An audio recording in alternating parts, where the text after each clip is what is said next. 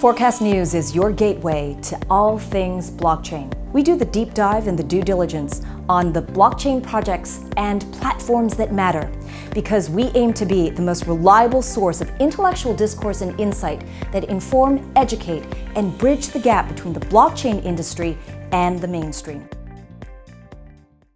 The Hashgraph in and of itself is patented and Hashgraph privately is an owned. algorithm. Correct. The IP for Hashgraph is privately owned, but we're using the patent in order to solve a fundamental problem with existing networks. And the entire community of public distributed ledger technology platforms are all open source. They're not proprietary. Everything is open source.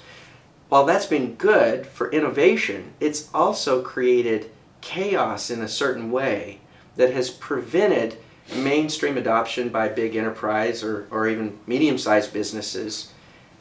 And it's because everyone knows that these networks, like Bitcoin, are going to ultimately split into competing networks with competing cryptocurrencies. And that represents risk to any business manager considering building an application on one of these public networks. Yeah.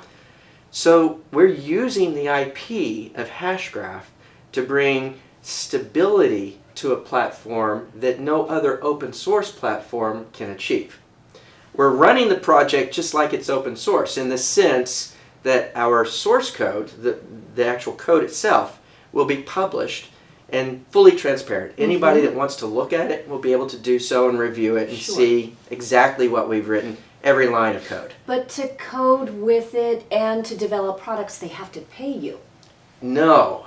Okay. No. So the public network doesn't require a license. So we have transparency, but no license is required to use the network. Okay. It's just like Ethereum. Developers will build applications or dApps, distributed applications, that use the services of the network, and when they do so, they pay for those services using the cryptocurrency of the platform at the time that they use the services. It's micropayments at the time the services are used. We're exactly the same.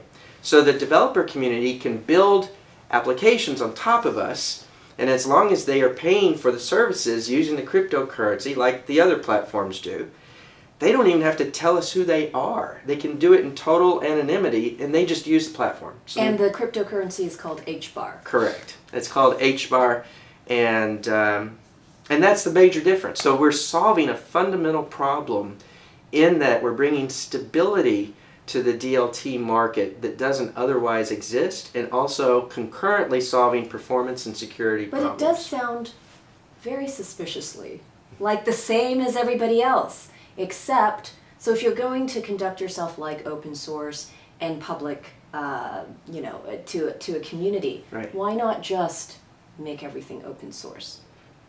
The fact that it's not open source means that we can prevent the community from leaving and creating a competitive network. And that's the fundamental problem. If you've got all of these platforms have a governing body. Yes. If it's the case that the governing body can't enforce the rules or regulations that they pass, then that's weak governance, and in fact it's no governance at all.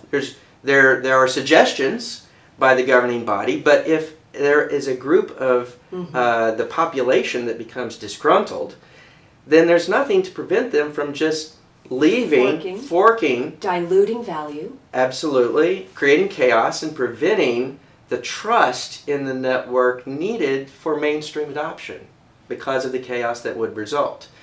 So our governing body actually has a tool that makes it possible to bring stability, and that is our IP and the fact that it's not open source. They can actually pass rules or regulations and determine what the product roadmap is going to be and set rates that are going to be paid to those that participate in the network and fees for the use of the network, all of those things, and they have the authority to enforce them.